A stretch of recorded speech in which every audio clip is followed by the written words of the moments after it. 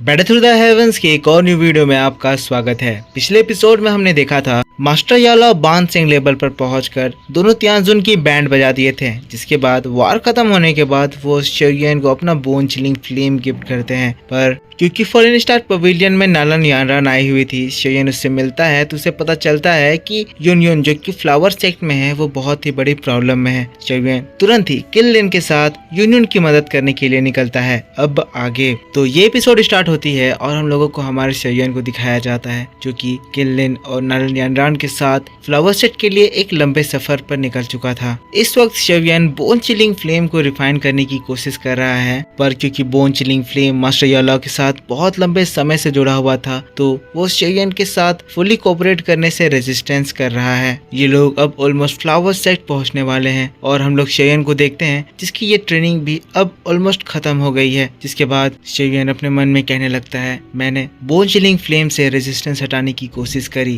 पर लगता है अभी इस रेजिस्टेंस को पूरी तरह से हटाने में और समय लगने वाला है। तभी शेयुएन को किन लिन की आवाज सुनाई देती है और शेयुएन खड़ा हो जाता है। किन लिन कहती है, मास्टर शेयुएन, हम लोग ऑलमोस्ट फ्लावर सेक्ट पहुंच ही गए हैं। शेयुएन भी खड़ा हो जाता है, आगे बढ़ते हुए कहता है, बढ़िया, अब जब फ्लावर सेक्ट हमारे करीब है तो मेरी ट्रेनिंग भी अब पूरी तरह से खत्म हो चुकी है। अब देखते हैं आगे हमारा किस तरह से स्वागत होता है। लेकिन तब नालन यानरान कहती है, हाँ, किन लिन सही कह रही है कि हम लोग फ्लावर सेक्ट पहुंचने वाले हैं, पर अभी जिस एरिया में हम लोग पहुंच रहे हैं वो तो फ्लावर सेक्ट का बस आउटर एरिया है। थोड़ी देर और सफर करने के बाद उन लोगों का ये फ्लाइंग शिप रुकता है, जिसके बाद नालन यानरान आगे आती है और फिर अपने स्टोरेज रिंग से एक फ्लावर जेड निकालती है। ये फ्लावर जेड इस फ्लावर सेक्ट में एंटर करने का रास्ता खोलने वाला था। वो उसे इस एम्प्टी स्पेस में फेंकती है, जिससे इस खाली से दिख रहे जगह पर एक बड़ा सा पोर्टल खुल जाता है। ये पोर्टल फ्लावर सेक्ट में एंटर करने का रास्ता था। जिस तरह का secret formation foreign star pavilion में बना हुआ है, वही सीक्रेट फॉर्मेशन इस फ्लावर सेक्ट में भी बना हुआ है। इस तरह से हम ये समझ सकते हैं कि फ्लावर सेक्ट भी कितना ज्यादा पहले पावरफुल हुआ करता था। नालन यानरान के कहने के बाद शेयुएन और किन लिन उस पोर्टल में एंटर करते हैं और जैसे ही वो लोग इस पोर्टल से एंटर करते हैं उनके सामने पूरा का पूरा नजारा ही चेंज हो जाता है। ऐसा लग रहा था जैसे वो लोग कोई अलग ही दुनिया में आ गए हैं। चारों ओर बहुत ही सुंदर सुंदर फ्लावर, बहुत ही सुंदर खुशबू फैली हुई थी और फ्लावर्स के पेटल्स पूरे हवा में फैले हुए थे। इस दुनिया को देखते ही शेन के चेहरे पर एक मुस्कुराहट आ जाती है और वो खुश होते हुए कहता है, वाकई में ये तो बहुत ही अलग सी दुनिया है। किन लिन भी अमेज्ड है, कहने लगती है, ये जगह कितना ज्यादा ब्यूटीफुल है। जैसा मैंने फ्लावर सेट के बारे में सुना था, ये तो उससे भी ज्यादा खूबसूरत है। वो लोग इन फ्लाइंग रॉक्स को पार करते हुए आगे बढ़ रहे थे, पर उनमें से हमें एक फ्लाइंग रॉक को दिखाया जाता है जिसमें से फ्लावर की कुछ ज्यादा ही खुशबू आ रही थी। वो खुशबू उस रॉक से निकलते हुए फिर किन लिन, शेयुएन और नालन यानरान की ओर बढ़ती है। पता चलता है ये खुशबू कोई भी पर्सन जो कि फ्लावर सेक्ट में ड्रेस पास करने की कोशिश करता है, उन्हें डाइवर्ट करने के लिए, कंफ्यूज करने के लिए थी। जिसके बाद वो जो पत्थर जो कि उतनी खूबसूरत सेंट रिलीज कर रहा था, उसके पास के सारे पत्थर एक एक करके ग्लो करने लगते हैं। असल में वो पत्थर नहीं थे बल्कि एक फॉर्मेशन का पार्ट थे जो कि एक दूसरे से जुड़ने के बाद एक फॉर्मेशन बनाने लगते हैं। नालन यानरान जिसके बाद शेयुएन को बताती है, ये हमारे पुराने सेक्ट लीडर लेडी हुआ का बनाया हुआ फॉर्मेशन है। इसको हुआ जोंग कहा जाता है। कोई भी दुश्मन या फिर कोई भी स्पाई अगर हमारे फ्लावर सेक्ट में एंटर करने की कोशिश करता है तो ये फॉर्मेशन उसको ऐसा फंसाता है कि वो कभी भी फिर बाहर नहीं निकल पाता है। इसीलिए शेयुएन, किन लिन, तुम मेरे बिल्कुल पास रहना, हम लोगों को संभल कर यहाँ से आगे बढ़ना होगा। देखते ही देखते फ्लावर की जो खुशबू थी वो और भी ज्यादा डेंस हो जाती है और ये जगह एक पिंक फॉग से भर जाती है। शेयुएन और किन लिन नालन यानरान के पीछे थे। सीन शिफ्ट होता है और हम लोगों को ब्यूटीफुल फ्लावर सेट को दिखाया जाता है जहाँ पर इनके अरीना में उस बैटल की शुरुआत हो रही थी। बैटल यूनियन वर्सेस लेडी हुआ के डिसेंडेंट की थी। सभी लोग इस जगह पर ऑलरेडी आ चुके थे, पर यूनियन अभी तक इस जगह पर प्रेजेंट नहीं हुई थी। क्योंकि बैटल की शुरुआत होने वाली थी,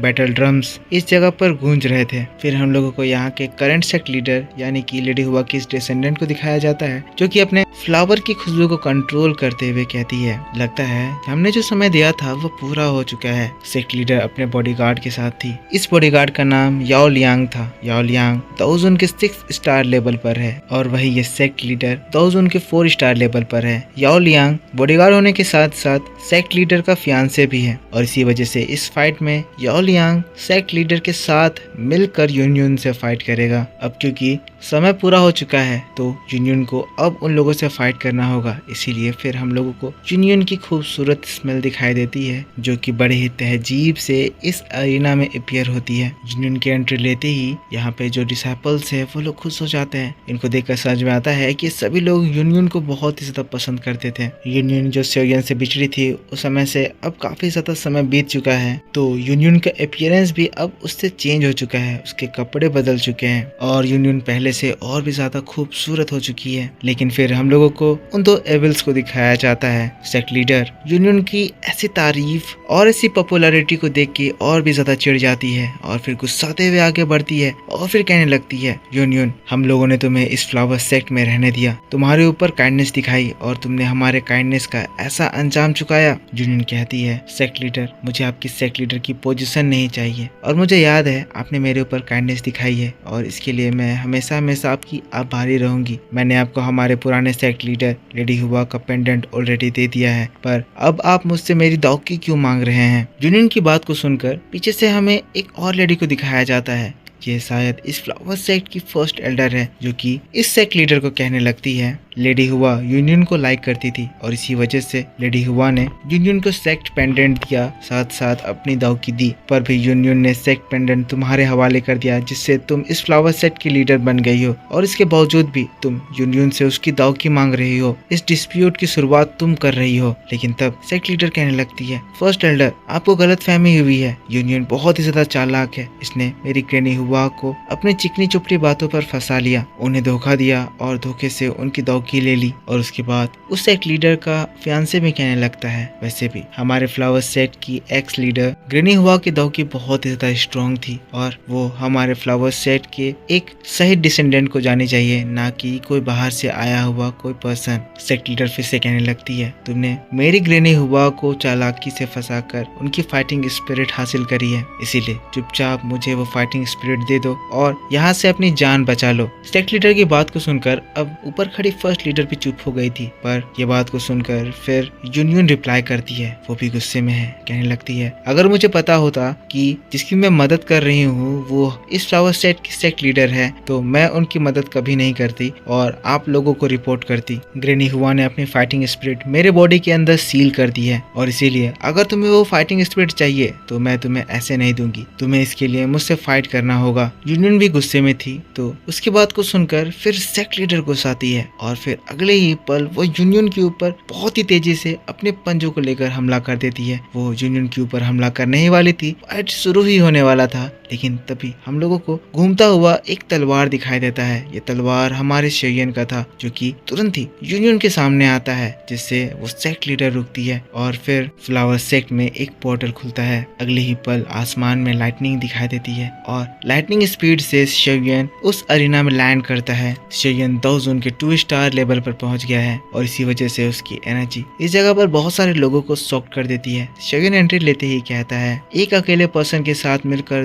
2 लड़ने की तैयारी कर रहे हो, ये तो बहुत ज्यादा बुरी बात है। यूनियन ने तुम्हें कोऑपरेट करने की बहुत ही ज्यादा कोशिश करी, पर इसके बावजूद भी तुम इसके मासूमियत का फायदा उठा रही हो। जब तक शेयन है, शेयन ये कभी होने नहीं देगा। शेयन को देखकर यूनियन एकदम शॉक्ड, इमोशनल हो जाती है। उसे विश्वास नहीं हो रहा था कि शेयन उसका पुराना दोस्त उसके सामने है और उसकी मदद करने के लिए आ गया है। सौडोते हुए पूछती है, शेयन आखिर तुम यहाँ पर कैसे आ गए? तभी उस जगह पर नालन यानरान और किनलिन लैंड करते हैं। यूनियन इन दोनों को देखती है और नालन यानरान को देखकर समझ जाती है। नालन यानरान शेयन और यूनियन के बीच के रिलेशन के बारे में जानती थी, इसीलिए वो भी मुस्कुराती है और शर्मा कर अपने सिर को झुका लेती है। यूनियन शेयन को बहुत ही ज्यादा पसंद करती है, पर फिर भी वो शेयन से डायरेक्ट कुछ भी डिमांड नहीं करती है। शेयन के लिए भी यूनियन के लिए इमोशंस हैं और इसीलिए शेयन यूनियन को कभी प्रॉब्लम में नहीं देख सकता है। इसीलिए यूनियन की आवाज को सुनकर फिर हीरो की तरह वो यूनियन की ओर मुड़ता है और फिर कहता है, यूनियन तुम मुसीबत में थी और इस बात को जानकर जानकर मैं भला तुम्हारे पास कैसे ना आता। शेयन की एनर्जी इस पूरे फ्लावर सेट में फैली हुई थी, जिसको देखकर अब सभी लोग शॉक्ड थे। सभी लोग बातें कर रहे थे कि ये लड़का आखिर कौन है।